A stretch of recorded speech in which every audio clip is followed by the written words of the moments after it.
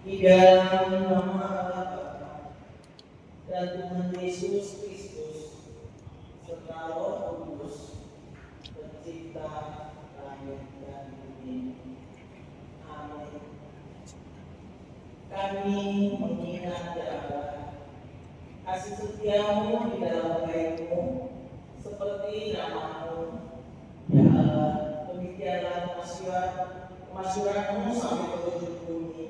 Anak-anak-Mu penuh dengan keadilan. Haleluya, haleluya, haleluya.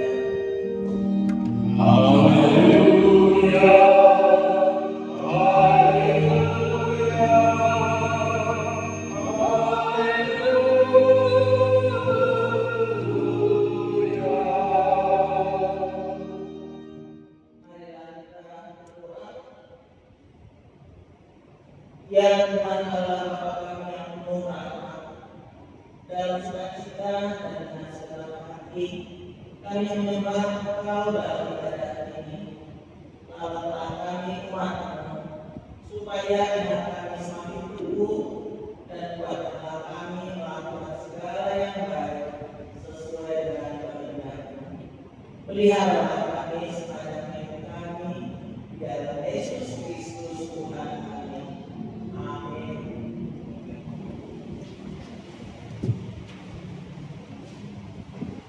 Tuhan yang dikasihi Tuhan, puji Tuhan ada menyanyikan hidup Esa nomor 41 ayat 1 dan ayat yang kedua.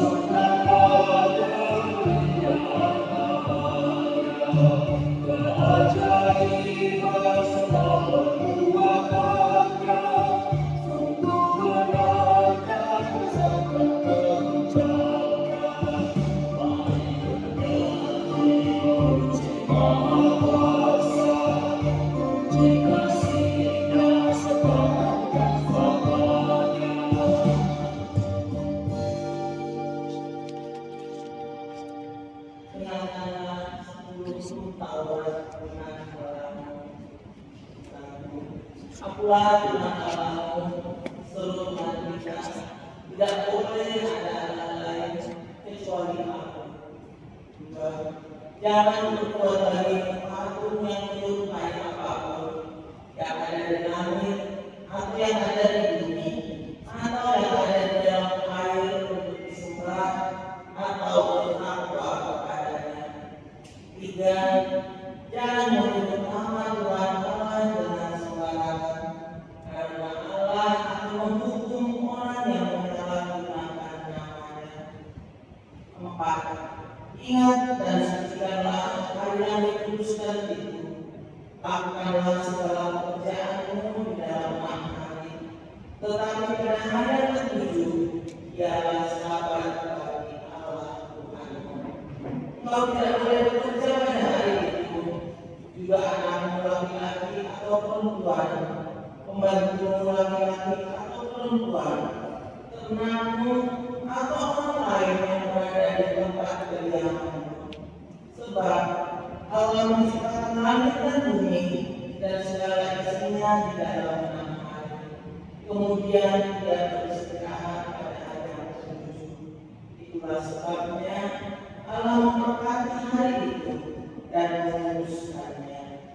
Iman, hormatilah ayah dan ibumu, agar engkau berbahagia dan lanjut umurmu di bumi yang diberikan Allah kepadamu.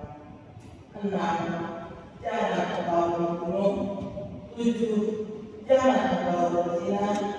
8. Jangan engkau mencuri. 9. Jangan engkau berdusta. 10. Jangan engkau mendambakan akan rumah sesama.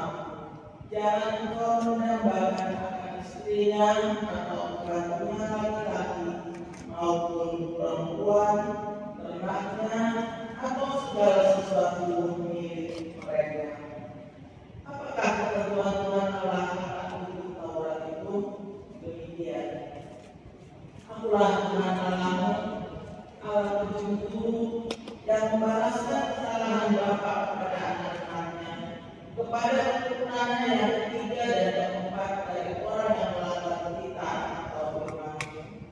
Tetapi aku menunjukkan kasih setia kepada beribu-ribu orang, yaitu mereka yang mengasihi aku dan yang berpegang kepada perintah-Mu. Marilah kita sama-sama memohon kepada Tuhan.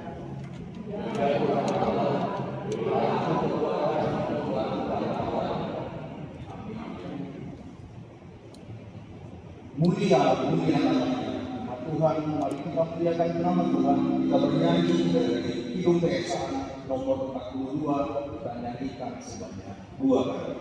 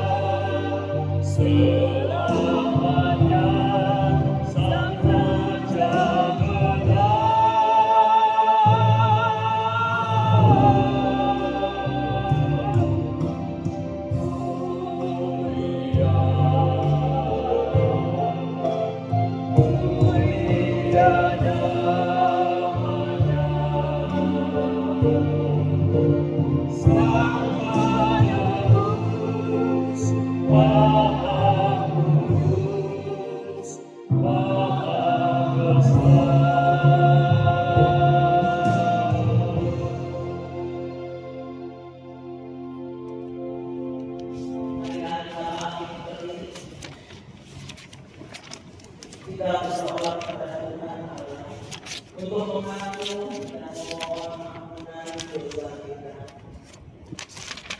Ya Tuhan Allah Bapa yang Maha Kasih, sumber berkat bagi kehidupan kami, Engkau setia menyertai dan melindungi kami dalam kegiatan kami sehari-hari, serta memberikan berkat kepada kami.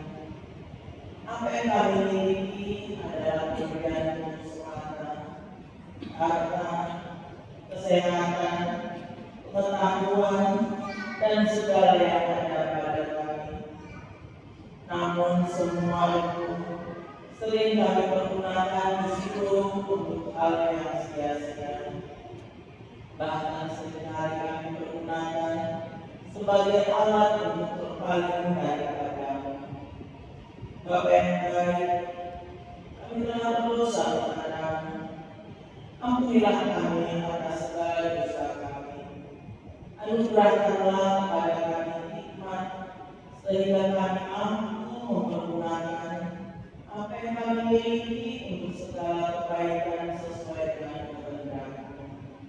Dalam nama Yesus Kristus, kami memohon keampunan dosa. Dengarkan dan percayalah firman Allah, janji tentang pengampunan dosa. Tuhan adalah penyayang dan pengasih, panjang sabar dan berlimpah kasih setia. Tidak dilakukannya pada kita setimpal dengan dosa kita, dan tidak dibalasnya pada kita setimpal dengan kesalahan kita. Seperti Bapa sayang kepada anak-anaknya, demikian Tuhan sayang kepada orang-orang yang takut akan Dia. Allah telah mengampuni semua dosa kita oleh kasih karunia-Nya. Oleh karena itu, marilah kita mewujudkan hidup baru, kemuliaan bagi Allah di tempat yang maha tinggi. Amin. Sebagai respon atas anugerah pengampunan dosa yang telah kita terima, kita puji Tuhan, kita bernyanyi dari Himne Keresahan nomor 88 ayat 1 dan ayat 2.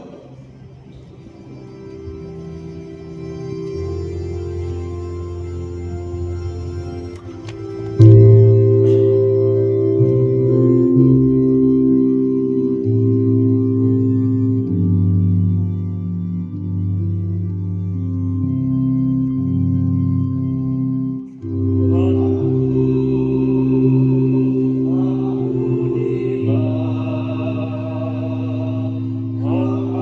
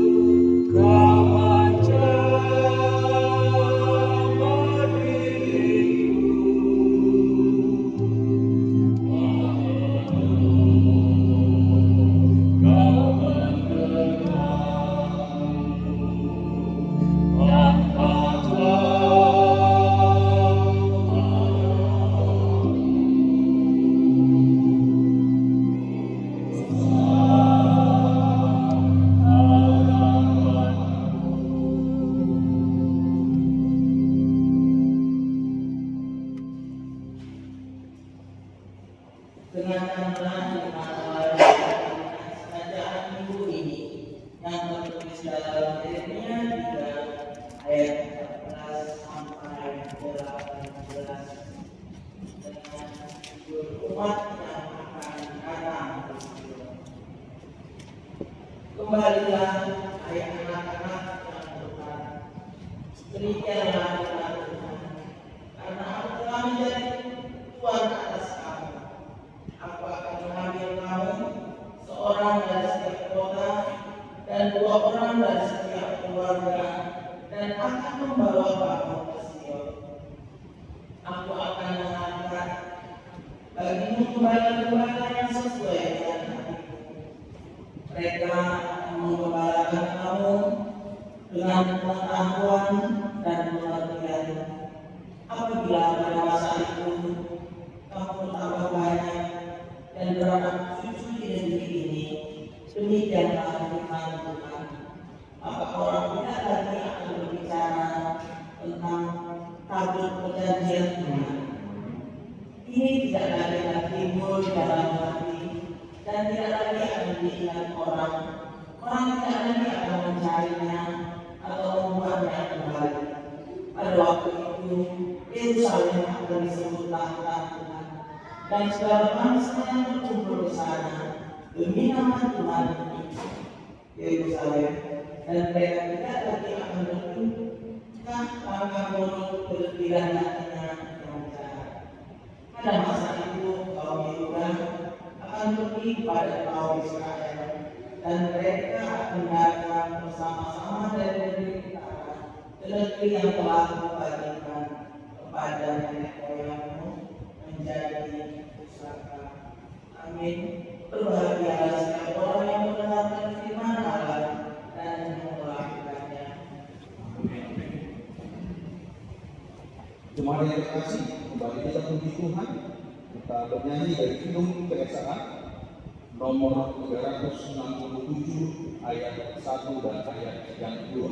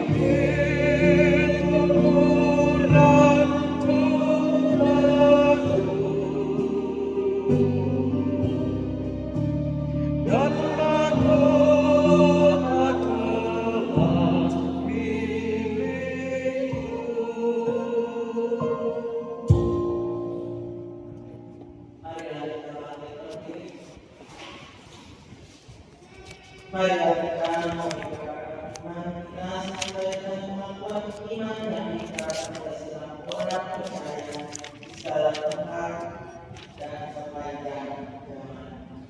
Aku percaya pada Allah, Bapa yang Maha Kuasa, Hari langit dan bumi, dan kepada Yesus Kristus, Anaknya yang tunggal Tuhan, yang dikandung daripada Roh Kudus, lahir dari anak Maria, yang menderita di bawah pemerintahan Pontius Pilatus, disalibkan, mati dan dikuburkan, turun dalam kerajaan pada hari yang ketiga, bangkit pula dari antara mati, naik ke surga, duduk di sebelah kanan Allah, Bapa yang Maha Kuasa, dan akan datang dari sana untuk menghakimi orang yang hidup dan mati. Aku percaya kepada Roh Kudus, gereja yang kudus dan am, persekutuan orang kudus, ampunan dosa, kebangkitan daging, dan hidup yang kekal.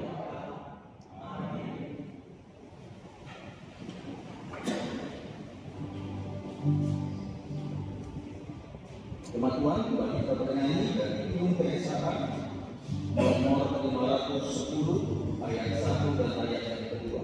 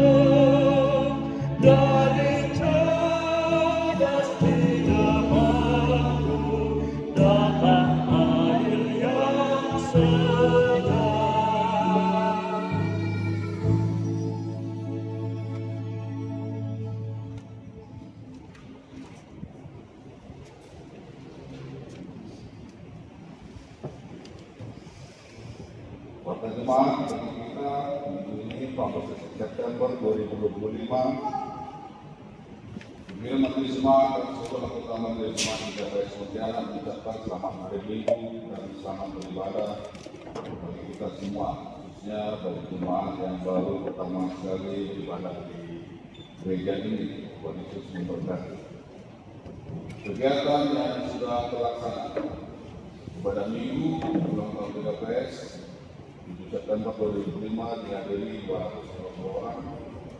Chairman Majelis 9 September 2025 dihadiri 20 orang pada pertemuan seksi Inang.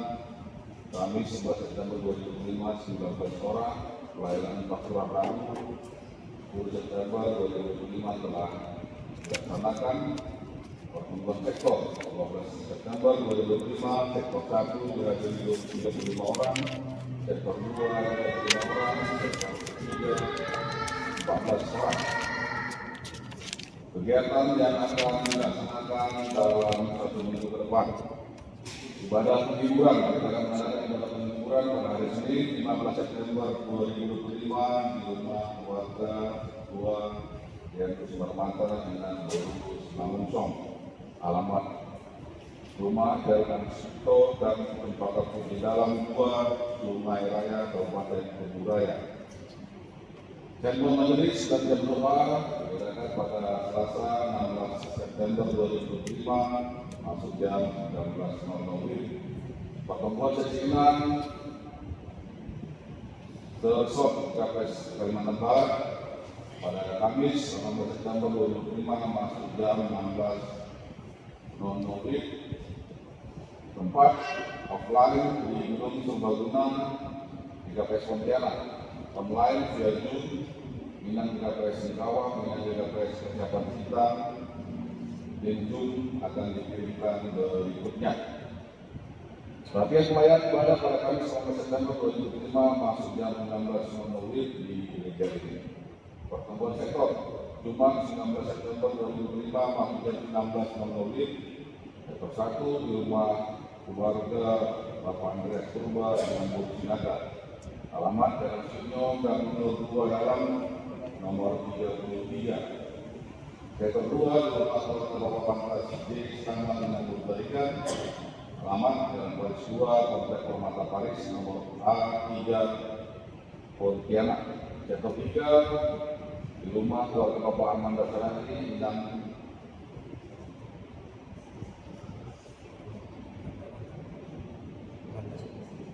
lagi di rumah Bapak Amanda Sarani dan Bulukumba. Alamat Jalan Ampera Raya Komplek Darussalam Bahagia Blok C nomor 25. Berkursi ini diadakan pada Sabtu 20 September 2005 masuk jam 18.00 di Gedung Serbaguna. Diharapkan kepada kita orang tua yang memiliki anak sedang mertu agar diarahkan untuk mengikuti kursi. Pertemuan seksi nama Poso pada hari Sabtu 20 September 2005 masuk jam 19.00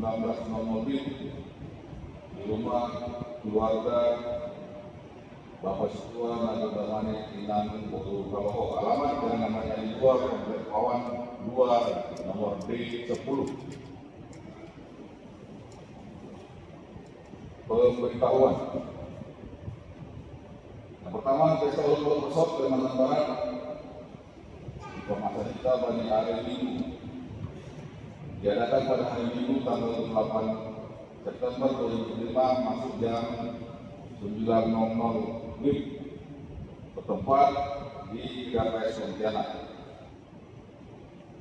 Saudara Sujai, anak Minggu Resort Kalimantan Barat mengontarnasya gangguan kerugian lingkungan hasil marah penilaka roh mengikuti ibadah dan perayaan Pesta Ulang di KPS Resort Kalimantan Barat 2025. Dalam melakukan Pesta Ulang Resort Bahita Dokumen kegiatan perlombaan hasil di Wisma Pemahita gangguan mengikuti kegiatan perlombaan dan untuk kubani hasil keputusan resort. Anggaran penerimaan dan pengeluaran dari Pesta Ulang Resort hari Malam sebesar 20 juta rupiah. Kalau mendukung pencapaian dana baik kita doa partisipasi per keluarga perkataan Aiman 122.000 rupiah per keluarga anak berkakak. Pada kegiatan kelompok person akan diadakan kegiatan perlombaan. Pertama, vokal grup antar jemaat pesertanya Bapak, Ibu, dengan pemuda. Nyanyikan Haleluya nomor 499 ayat 1 sampai 2. Jumlah peserta 6 sampai 8 orang. Musik akustik, aransemen bebas. Perlombaan kedua, cerdas cermat peraturan KPS. Sertanya majelis jemaat, masing-masing jemaat berjumlah 3 orang. Materinya tata dasar dan pelaksanaan KPS. Perlombaan ketiga, doktor. Sertanya sekolah minggu atau remaja. Jumlah peserta bebas. Jenis doktor yang ditampilkan doktor Kolu Sabudulan. Jadwal gotong royong bulan September 2005 diadakan pada hari Sabtu 20 September 2005. Pelaksananya adalah sektor 3, waktu jam 16.00 WIB. Jam pelaksanaan gotong royong bisa disepakati pada sektor tersebut. 3. Selesai ibadah sesi yang kedua, persetujuan siswa Kristen SMA Negeri 1 Pontianak mengadakan bazar makanan dan hasil bazar digunakan untuk mendukung kegiatan dari siswa Kristen SMA Negeri 1 Pontianak. Yang keempat, hasil berkat pesta ulang tahun Negeri Pontianak yang ke-41 minggu kemarin 7 September 2005 sebesar Rp16.031.000 dengan pengeluaran Rp10.000. Terima kasih buat seluruh jemaat yang telah berpartisipasi. Warta keuangan persembahan pada Minggu 7 September 2005 berjumlah Rp4.219.000. Persembahan pada Minang hari Kamis 11 September 2005 berjumlah Rp214.000. Persembahan kepada pertemuan sektor 1 berjumlah Rp244.000, sektor 2 Rp597.000, sektor 3 Rp117.000. Persembahan bulanan persembahan bulanan dari warga sektor penulisan Purbalingga untuk bulan September Rp100.000. Telah diterima persembahan bulanan dari warga Minang Cekupa Berustangan untuk September 2005 sebesar Rp300.000. Dr. Ripple tahun 2025. Dari keluarga Ketua Berikut Tenaga Inang Guru Tarikan Rp30.000. Dari keluarga Ketua Tidak Ketua Inang Guru Syah. Dari keluarga Ketua Penduduk Sampai Inang Guru Liga. Dari keluarga Ketua Mahkamah Inang Guru Purba. Dari keluarga Sama Penduduk Inang Guru Utara. Dari keluarga Ketua Tenaga Inang Guru Birsam masing-masing Rp50.000. Dari keluarga Sama Penduduk Inang Guru Inang Ketua Guru Terakhir Rp70.000. Dari keluarga Sebuah Makhluk Mangalu Inang Guru Setengah Rp100.000. Dari keluarga Reni Watman Purba Inang Guru lagi Rp150.000.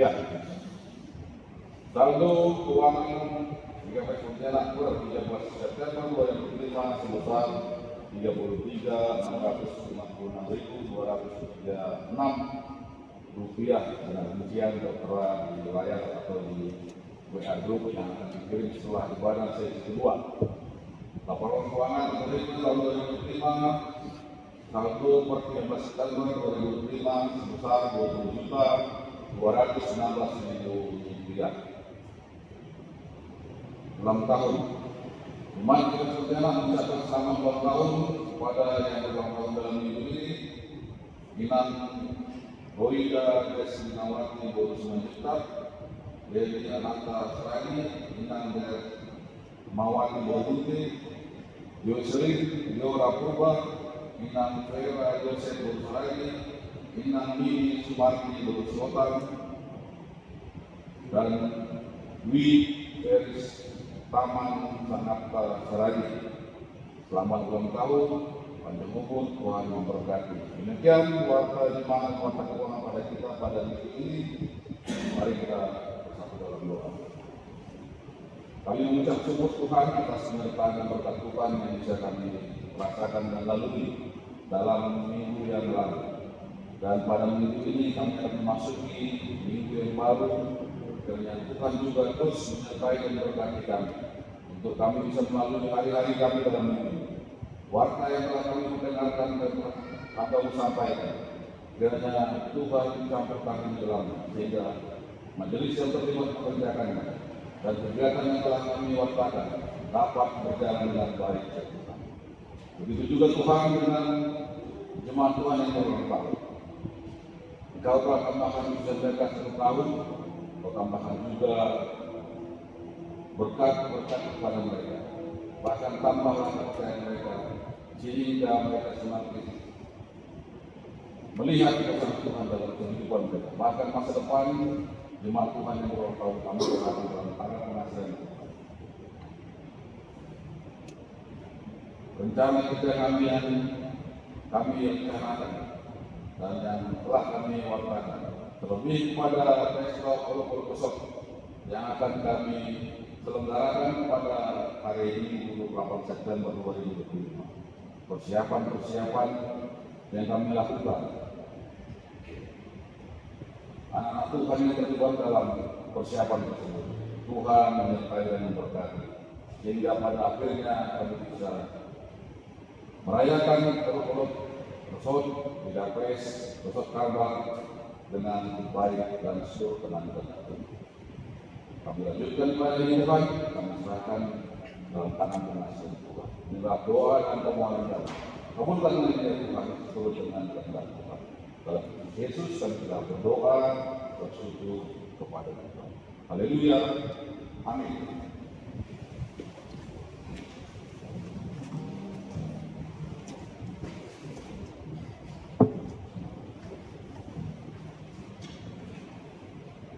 Kita ingin setiap langkah kita diatur oleh Tuhan dan tangan kasih-Nya memimpin kita melalui firman Tuhan. Jemaat yang kasih Tuhan, sebelum kita mendengarkan firman Tuhan melalui hamba yang membawa mereka kita berubah, kita bernyanyi dari Injil Yesaya nomor 535 ayat 1 sampai ayat yang ketiga.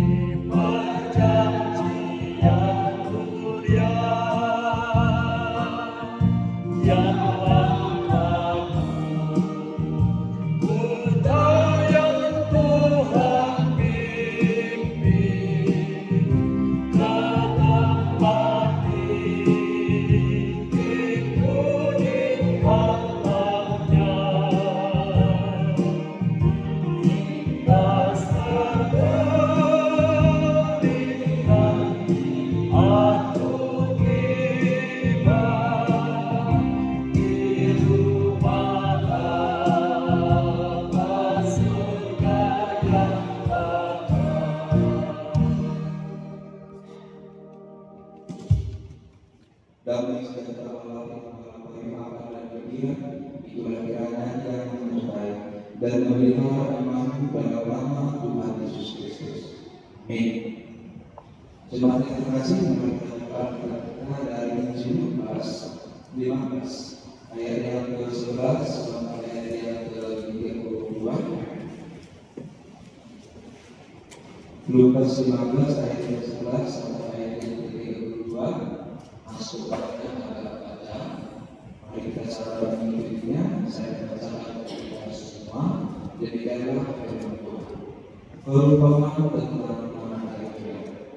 Yesus berkata, ada seorang punya dua anak laki-laki. Katanya Yesus kepadanya, Bapa, berikanlah kepadaku bagian harta milik kita yang menjadi hak.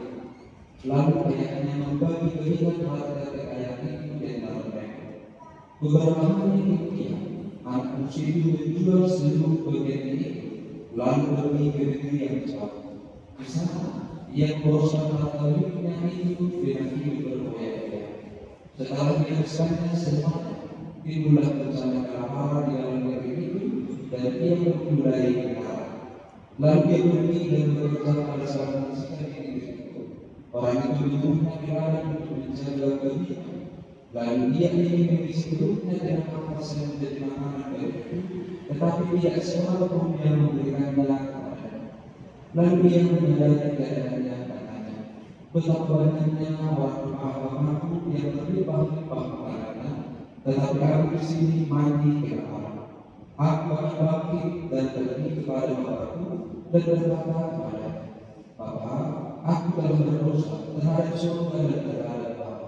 Aku tidak layak lagi disebutkan anak Bapa. Jadi kalau aku sebagai seorang kepala Bapa, maka bangkitlah ia dan pergi kepada Bapa. Ketika ia masih jauh, ayahnya telah melihat, lalu tergeraklah hatinya oleh belas kasihan. Ayahnya ini berlari mendapatkan dia, lalu merangkul dan menciumnya. Kata anak itu kepadanya, Bapa, aku telah berdosa terhadap surga dan terhadap Bapa. Aku tidak layak lagi disebutkan anak Bapa. Tetapi ayahnya berkata kepada hamba-hamba, lepaslah kau kemana jubah yang terbaik, pakaikanlah itu kepadanya, dan kenapalah cincin pada jarinya, dan sepatu pada kakinya. Dan ambillah anak lembu itu, sembelihlah dia, dan marilah kita makan dan bersuka-cita. Sebab anakku ini telah mati dan menjadi hidup kembali. Ia telah hilang dan ia dapat kembali. Maka mulailah mereka bersuka-cita. Tetapi anaknya yang sudah berada di dalam dan tidak pulang dan dekat rumah, ia menerima di serukit dan nyanyian hari-hari. Lalu ia memanggil saudara hamba dan bertanya kepadanya, apa arti semuanya? Jawab hamba itu, adikmu telah kembali dan ayahnya telah memberi anak yang takut karena dia mendapatkan kembali dari sini. Maka marahlah masuk itu dan dia tidak mau masuk. Lalu ayahnya keluar dan berbicara kepadanya. Tetapi yang dijawab ayahnya, katanya, telah bertahun-tahun aku melayani Bapa dan belum pernah aku mengalami berita Bapa. Tetapi pada dulu pernah Bapa memberikan saya orang kambing untuk bersuka-cita dengan sahabat-sahabat. Tetapi kalau saudara anak Bapa yang telah menguruskan harta kekayaan Bapa bersama-sama dengan pelacur-pelacur, maka Bapa menyembelih anak lembu kambing itu untuk dia. Kata ayahnya kepadanya, anakku, engkau selalu bersama-sama dengan dan segala kepunyaanmu adalah kepunyaan. Kita pasti bersuka-cita dan bergembira karena itu telah mati dan menjadi hidup kembali. Ia telah hilang dan didapat kembali. Demikian firman Tuhan. Firman Tuhan salam untuk kita semuanya. Firman Tuhan yang agak sedikit panjang untuk kita pada saat ini. Setelah kami menemukan, keluarkan, kalimat yang menjadi tempat tema utama. Tema yang pertama dari cerita tentang anak yang hilang ini. Kalau di dalam Alkitab ini menjadi satu cerita yang terkenal ya. Saya rasa semua orang Kristen pasti pernah mendengarkan cerita tentang anak yang hilang ini. Dan poin pertama dari pembacaan bab ini saya refleksi dalam satu kalimat. Dosa membawa manusia menjauh dari Allah dan terakhir dalam kehancuran. Ini yang bisa kita baca pada ayat 19 sampai ayat 16. Di Diceritakan dalam perumpamaan ini ada seorang bapak memiliki 2 orang anak, tidak disebutkan namanya siapa, hanya disebutkan yang sulung dan yang bungsu. Kemudian si bungsu meminta harta kepada ayahnya, permintaan yang tidak tahu sebenarnya, karena warisan itu sebenarnya itu dibagi ketika ayahnya sudah meninggal. Dan ketika dia meminta harta warisan ini, ayahnya mungkin dia setuju, tetapi karena ini permintaan sangat musuhnya dia berikan. Kemudian harta yang telah dibagikan ini kita tahu dari ceritanya dibawa oleh anak musuh ini pergi merantau, dia melakukan oya-oya sampai pada akhirnya dia mengalami kehidupan berada di dulu hartanya berlimpah tapi menjadi miskin negara, bahkan bekerja kepada seorang peternak babi. Sebenarnya tidak boleh dalam agama Yahudi, tetapi itu harus dilakukan. Dan ketika dia lapar, dia mau makan dari makanan berhidu, dia tidak diperbolehkan. Intinya, apa yang dilakukan oleh anak muslim sebenarnya adalah menjadi perilaku manusia dalam sepanjang hidup.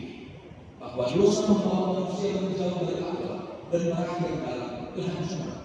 Jadi apa yang telah dilakukan oleh anak yang musuh ini adalah perwakilan dari apa yang telah dilakukan manusia dalam sepanjang sejarah hidup. Salah satu sifat dari manusia itu adalah tidak suka diatur, ingin kebebasan, dia tidak suka diperintah. Ini bisa kita lihat misalnya dalam cerita Adam dan Hawa. Keras itu perempuan, tetapi manusia pertama itu Adam dan Hawa tidak suka diperintah oleh Allah. Mereka memerlukan kebebasan dan mereka membuat yang baik itu menurut versi mereka. Menurut versi Allah, yang baik itu tidak boleh memakan buah yang sudah ditentukan. Tetapi bahkan manusia membuat yang baik itu adalah boleh memakan buah itu. Dan seperti itulah berubah selalu kisah-kisah dalam kehidupan manusia sampai pada saat ini sekarang. Jadi ketika jemaat Tuhan mendengarkan firman Tuhan ini, naluri berdosa itu kira-kira seperti itu selalu dalam kehidupan. Selalu ada dalam kehidupan kita tidak suka di dalam rumah bersama kita. Selalu ada dalam kehidupan kita tidak mau diperintah oleh perintah apa. Selalu ada dalam kehidupan kita ingin memberontak. Selalu ada dalam kehidupan kita ingin jauh dari Tuhan. Itulah disebutkan dengan dosa. Jadi dosa itu selalu membawa kita menjauh daripada Allah. Dosa itu membuat kita tidak mau di rumah bersama-sama dengan Allah. Dan perlu kita pahami, sama seperti yang dialami oleh anak musuh di dalam teks ini.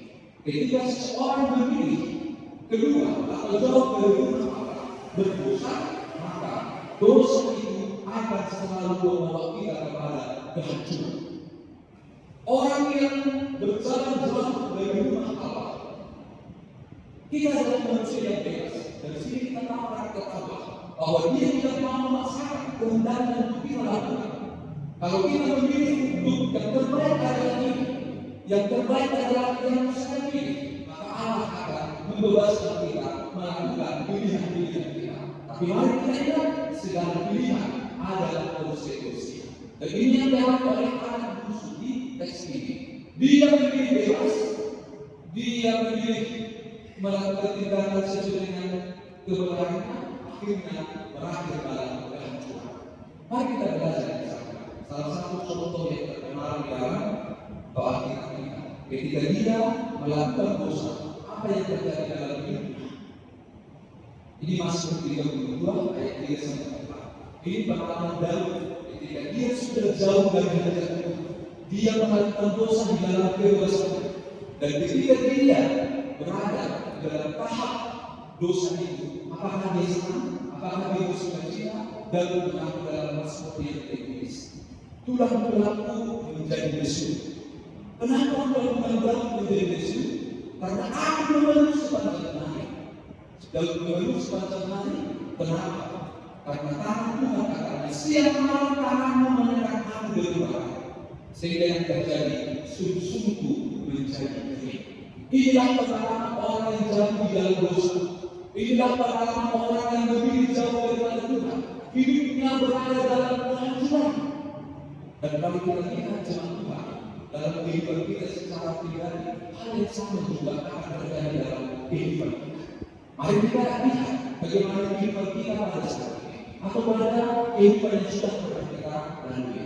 Ketika kita pernah melakukan dosa, dosa itu kita sembunyikan dari pasangan kita, suami istri, anak, sahabat, teman. Tetapi mari kita, tidak ada dosa yang bisa kita sembunyikan di hadapan Allah. Dan mari mengaku dengan jujur. Ketika itu kita lakukan, maka hati kita tidak akan tenang. Maka pikiran kita akan berkacau. Hidup kita tidak memiliki arti dan makna. Hidup kita mengalami kekosongan. Tidak usah kita jawab apa yang saya sampaikan, benar-benar sampaikan, tapi mari kita lihat di dalam kehidupan kita. Betapa dosa itu ternyata membawa kehancuran dalam hidup kita.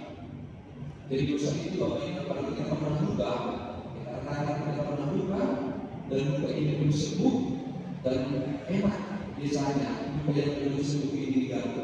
Nanti enak, apa yang luka kita diganti-ganti, enak sekali. Karena luka yang luka itu biasanya sedikit dapat, maka tutup dari kita lalu enak. Tapi sekarang diganti apa yang kita diganti. Seperti itulah dosa yang sangat nikmat untuk dilakukan. Tetapi setelah kita lakukan, maka ada konsekuensi, ada hati yang tidak tenang, ada pikiran yang tidak tenang.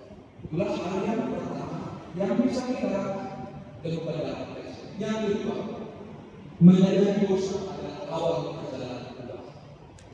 Setelah anak musuh ini melihat kita akan kembali, bahkan untuk anak jadikan makanan diberi kepada dia, itu tidak dijadikan. Itu membawa kesadaran kepada dia. Dia mengatakan, apa yang dia sadari? Saya lapar. Dan saya minta makanan kepada dia itu. Saya tidak memiliki apa-apa lagi kepada saya. Padahal, kalau saya berangkat, kalau saya kembali kepada rumah Bapak, saya tentu tidak akan merasakan seperti yang saya rasakan pada saat ini. Karena itu dia memilih itu kembali kepada Bapak, dan dia merencanakan kalau saya kembali kepada rumah Bapak, saya akan menang. Kira-kira seperti itu. Saya akan berkata kepada Bapak bahwa saya adalah orang yang berdosa, saya adalah anak yang durhaka. Terimalah saya bukan sebagai anak, sebagai orang paham. Saya akan mau. Kira-kira seperti itu. Jadi ada hal yang menarik di sini. Di dalam Alkitab jemaat Tuhan ada dua model yang dipakai untuk kembali kepada. Yang pertama, Allah yang langsung menemukan kita. Jadi kalau Lukas 15 ini ada sebenarnya 3 perumpamaan. Domba yang bilang, dirham yang bilang, dan anak yang bilang. Jadi domba yang bilang itu kita tahu bahwa gembala yang terus menemukan, mencari sampai penuh, dan setelah itu dibawa. Dirham yang bilang itu juga dinyalakan bergerak, ditemukan sampai ada bergerak. Itu model yang pertama. Kita sudah terlalu jauh tersesat kira-kira seperti ini. Tidak tahu lagi jalan pulang. Kita bisa pulang pada Allah yang mencari kita dan menemukan kita. Itu model yang pertama. Dan di dalam perumpamaan ini kita temukan model yang kedua. Apakah itu? Kita bisa pulang dalam kedosaan kita, dalam hidup kita yang jauh ini dengan kesadaran hidup. Kita sendiri yang menyadari bahwa kita ini sudah berdosa. Seperti Nabi di sini, dia mulai sadar, saya lapar di sini. Padahal di rumah Allah banyak makanan, ada kesadaran di dalam hidupnya. Dan kalau dia minta antara dua hal ini, Allah yang mencari dan menemukan betapa sedih. Saya yang paling umum jemaat Tuhan yang terjadi adalah kita yang menyadari dosa-dosa. Kita sadar kita sudah berdosa. Kita sadar perjalanan kita sudah sedikit jauh dari Tuhan. Kita sadar itu. Dan semakin kita lanjutkan perjalanan kita, maka kita akan semakin jauh dari kesesatan. Karena di dalam kesadaran kita berkata, tidak benar jalan saya sendiri. Tidak benar. Karena itu saya akan kembali kepada rumah Allah. Jadi ada kesadaran diri itu bertobat. Jadi bertobat untuk kita tidak karena nasihat atau khotbah, tapi karena hati kecil kita sendiri berkata, sudah sedikit jauh saya melakukan dosa. Karena itu Lebih baik saya pulang kepada Allah. Itulah contohnya kalau kita kembali ke Ramadan ini yang dilakukan oleh Allah. Dia sadar kesalahannya, dosanya tidak akan bisa diampuni. Karena itu dia datang sama seperti merawat anak musuh. Dia berkata, dosaku kuberikan Tuhan kepadamu dan kesalahanku tidaklah aku sembunyikan. Jemaat Tuhan, dosa itu sama seperti utang. Utang itu harus lunas dibayar. Kalau kita memiliki utang tidak kita bayar, pasti akan selalu membuat hati kita tidak tenang. Seperti itulah dosa. Dosa itu harus dibayar. Bisa dibayar sekarang, tapi yang pasti pada hari penghakiman harus dibayar. Karena itu Daud tidak pernah di dalam keberdosaannya dan dia sadar di mana akar dia tidak mengalami ketenangan bagi dalam hidupnya. Karena itu pilihan apa yang dilakukan oleh Daud? Dia berkata, aku akan memadu kepada Tuhan pelan-pelan. Ini yang dilakukan oleh Daud dan menjadi pilihan kita juga jemaat Tuhan. Datanglah kira-kira seperti ini. Karena ada keyakinan Daud bahwa Tuhan akan mengampuni kesalahan karena dosa. Dan mari kita lihat teman-teman, setelah anak musuh ini dalam kesadarannya memilih kembali, apa yang terjadi? Pada bagian yang ketiga ini berkata bahwa kasih Bapa itu mengampuni dan memulihkan kita. Ketika dia sudah kembali kepada rumah ayahnya dan dalam ketakutan, apa yang terjadi? Dia melihat atau ayahnya melihat bahwa anaknya yang hilang ini, yang sudah lama tidak berjumpa dengan ini, dia melihatnya. Maka ayat berikut, tergeraklah hatinya oleh belas kasihan. Dan yang terjadi berikutnya luar biasa. Ayat ini kan sudah berubah. Dan dalam tradisi seperti ayat yang berubah itu kehormatannya adalah ketika berbicara dia akan menjaga langkah-langkahnya. Tetapi yang terjadi ayat yang kedua ini berlari mendapatkan dia. Jadi ketika ada orang yang sudah tua berlari, itu sebenarnya menunjukkan sikap yang tidak hormat dalam tradisi Yahudi. Tetapi ayat ini berlari mendapatkan anaknya yang datang ini, dan setelah berjumpa dengan dia, dirangkul dan dicium. Dan mari kita lihat, anak yang bungsu ini menjalankan strateginya. Sebelum pulang kan dia berkata, saya akan kembali dan saya akan menanggung dosa saya. Memang benar, setelah bertemu dengan ayahnya ini, anak yang bungsu ini berkata, Bapak, aku telah berdosa dan selanjutnya. Pertanyaannya, apa tanggapan atau respon dari ayahnya, bapaknya? Apakah dia membenarkan anak yang berdosa ini bisa berkata, memang sudah berdosa? Tidak. Bapak ini tidak pernah menyinggung dosa. Bapak ini tidak pernah terkait kepada apa yang disampaikan oleh anaknya, walaupun itu adalah hal yang benar. Jadi bapaknya tidak membenarkan apa yang disampaikan anaknya dalam pengakuan dosa. Dia tidak menyinggung apa yang disampaikan oleh anaknya. Yang dia menyinggung anaknya yang sudah kembali. Dia tidak menyinggung kepada bapaknya, dan itu sudah cukup membuat dia bersuka-cita. Dan di dalam sukacita bapak ini, dia memerintahkan supaya apa? Supaya anak ini memakai sepatu, dipakai kunci, dan tidak cukup juga dibuat perjamuan. Perjamuan sukacita untuk menyambut anaknya telah pulang.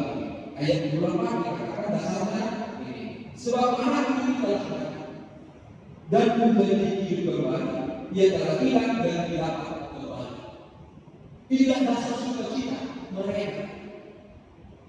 Jadi dari gambaran ayat ini adalah gambaran yang mudah sebenarnya. Jemaat Tuhan untuk kita bahwa Allah yang menuntut kita kembali pulang itu adalah Allah yang merindukan kita, yang tidak akan memperhitungkan apa kesalahan dan dosa kita. Dalam bahasa seperti ini, ternyata kasih Bapa yang besar daripada kegagalan kita, dan dia selalu menantikan kita untuk pulanglah, janganlah. Saya pernah berikan, pernah melakukan kesalahan dulu waktu kecil remaja, dulu di kampung. Ketika saya salah, saya takut pulang ke rumah. Kenapa saya takut pulang ke rumah? Karena saya akan begitu, saya akan dihukum. Saya takut pulang ke rumah, takut dimarahi oleh ayah dan ibu. Kemudian apa yang saya lakukan? Saya pergi ke rumah pulang. Saya rasa saya salah. Kemudian saya dibawa pulang ke rumah. Jadi kalau sudah pulang yang bawa pulang, mungkin ada sedikit berkurang atau tidak berani orang tua marah. Kira-kira seperti itu. Itulah dalam keberusahaan kita kalau kita berada di manusia. Kalau diberikan tentang kesalahan, banyak kesalahan yang kita lakukan di hadapan Tuhan. Karena kesalahan itu konsep kita takut. Sama seperti tadi cerita yang saya sampaikan. Tapi firman Tuhan dalam ayat kembali diceritakan, pulanglah dari jalan yang sesat. Jangan takut. Kenapa? Karena Allah itu adalah Allah yang akan selalu mengambil kita, tidak akan menunggu kita, bahkan bersuka cita ketika kita pulang kepada rumah Allah. Dan yang terakhir yang Tuhan ini sebenarnya intinya kita sudah selesai pada cerita anak busuk, ternyata masih ada masalah, yaitu anak bersulung. Ketika anak bersulung ini kembali dari dalam, dia mendapati ada masalah pesta dan dia bertanya ada apa yang diceritakan kepada dia bahwa anaknya itu sudah kembali dari pesta, maka dia tidak bisa bersuka cita. Dia menurut, dia marah, dia datang protes, dan ketika ayahnya berkata kepadanya, kenapa membangun bersuka cita? Dia marah. Anakku itu padahal itu sebenarnya adalah anaknya yang sudah menghabiskan tahun bersama dengan pelaku, dia sudah kembali menjadi pesta. Padahal sejak tadi saya bersama pagi ini satu ekor anak kambing yang kembali pada saya. Jadi sebenarnya inti dari perumpamaan ini adalah di sini. Ada dua anak dari Bapak. Anak yang bungsu itu kalau kita menunjukkan dalam konteks Lukas 15 juga menunjuk kepada orang-orang pelacur, orang-orang berdosa, juga yang selalu bersama dengan Yesus. Maka orang Farisi sungguh-sungguh mereka tidak bersuka cita karena Yesus dekat dengan orang yang berdosa. Kemudian Yesus menyatakan tiga perumpamaan ini. Jadi kalau secara sungguh anak sulung juga adalah orang Farisi dan anak bungsu juga adalah kita menunjukkan orang-orang berdosa pelacur. Sebenarnya yang harus terjadi, orang Farisi itu harus bersuka cita. Tidak bolehlah sebenarnya mereka bersungguh-sungguh ketika Yesus dekat dengan pelacur, orang berdosa pada saat.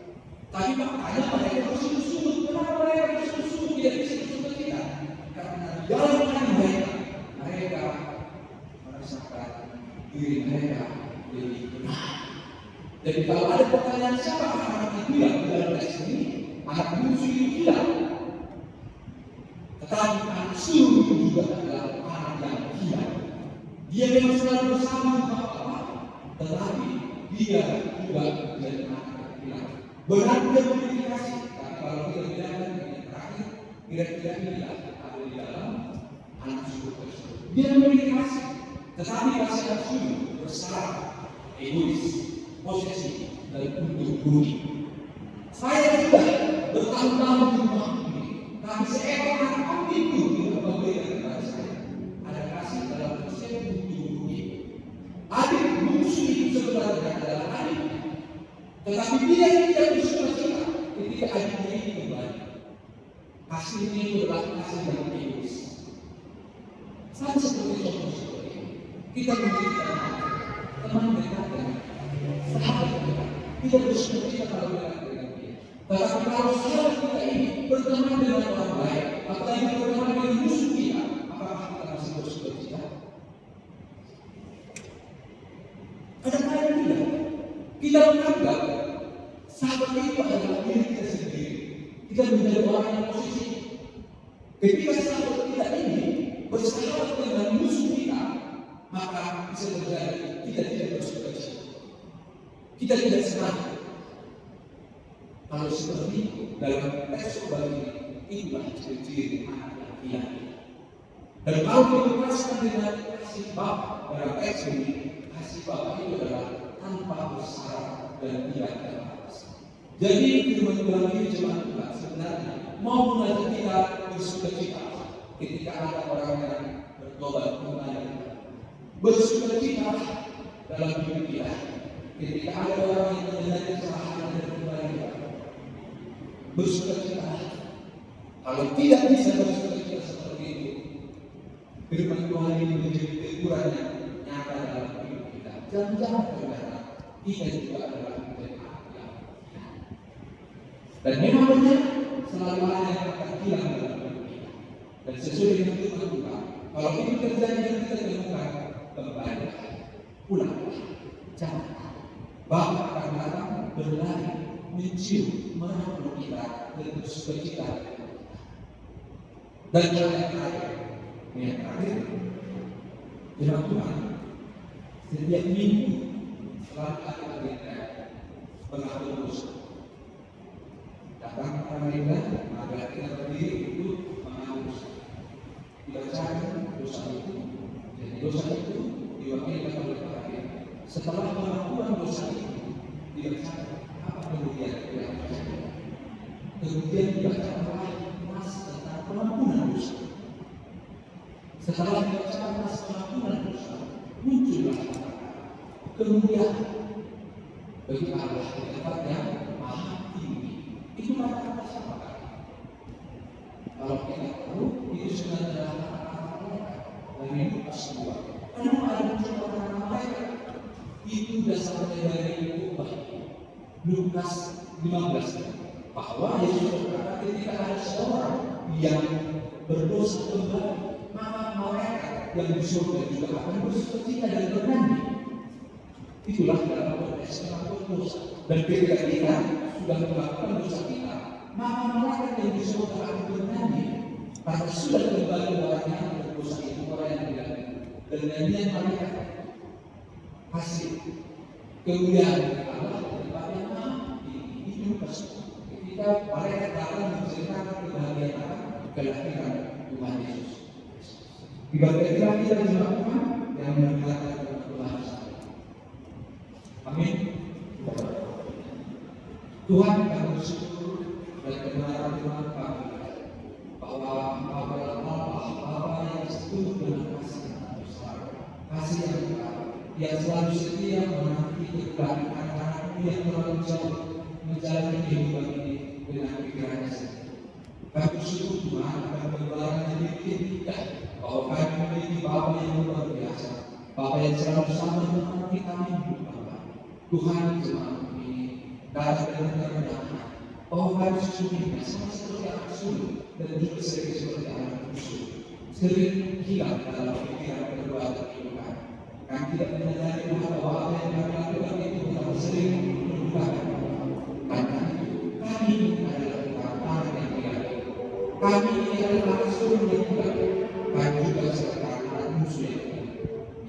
Tapi syukur firman di dalam kehidupan ketika kami sadar kembali ke hadapan Engkau ya Tuhan akan bersukacita bersama dengan nama yang akan dan kira-kira yang kami selalu bangsa ini adalah kebenaran Tuhan mengatakan kepada kami untuk selalu berada di rumah yang penuh anugerah, di rumah yang penuh damai sejahtera, di rumah yang penuh dengan sukacita. Dalam nama-Mu Tuhan Yesus kami berdoa dan kita bersyukur. Amin.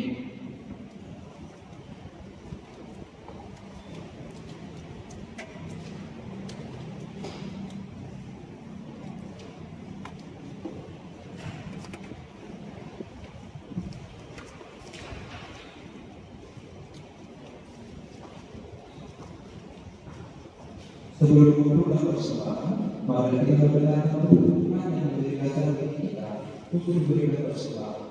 Ini yang tertulis dalam Mazmur 34. Bersertalah sungguh sebagai tobat kepada Allah dan payahnya jatuh kepada yang Maha.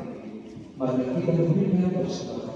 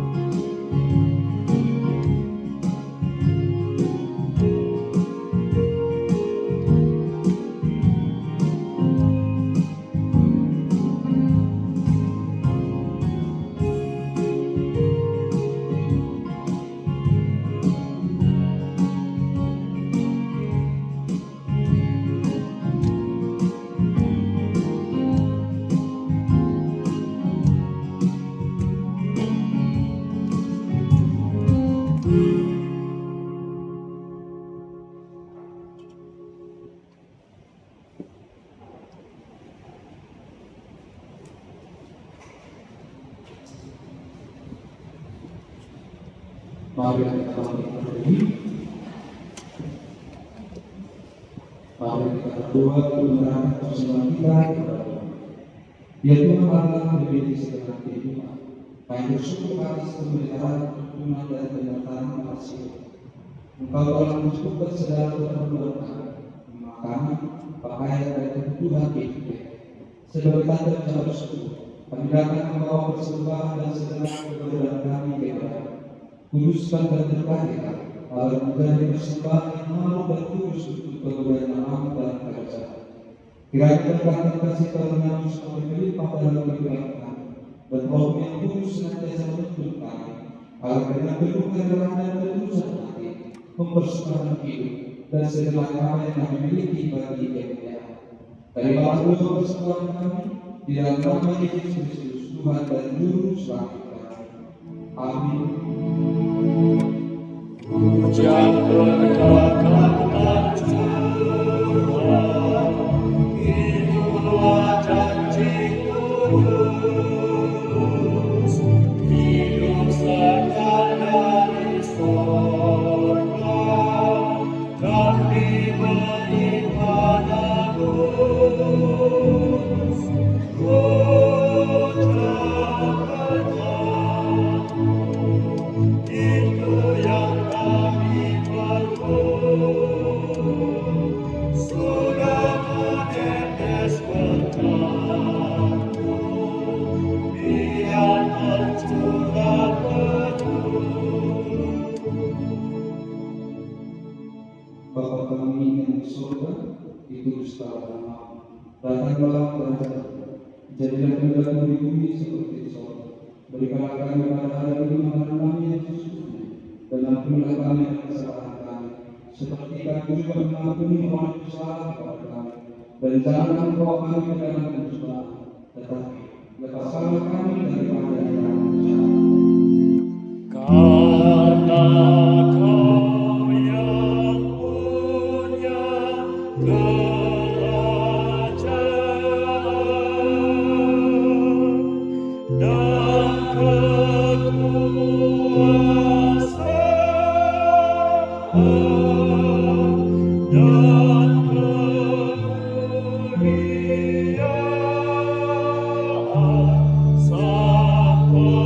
selama-lamanya.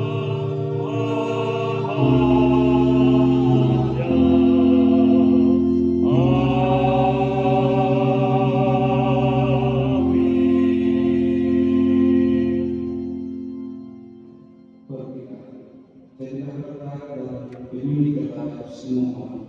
Terimalah berkat dari Tuhan Allah. Tuhan memberkati engkau dan melindungi engkau. Tuhan menyertai engkau dengan wajah-Nya dan memberi engkau kasih karunia. Tuhan menghadapkan wajah-Nya kepadamu dan memberi engkau damai sejahtera. Amin. Amin.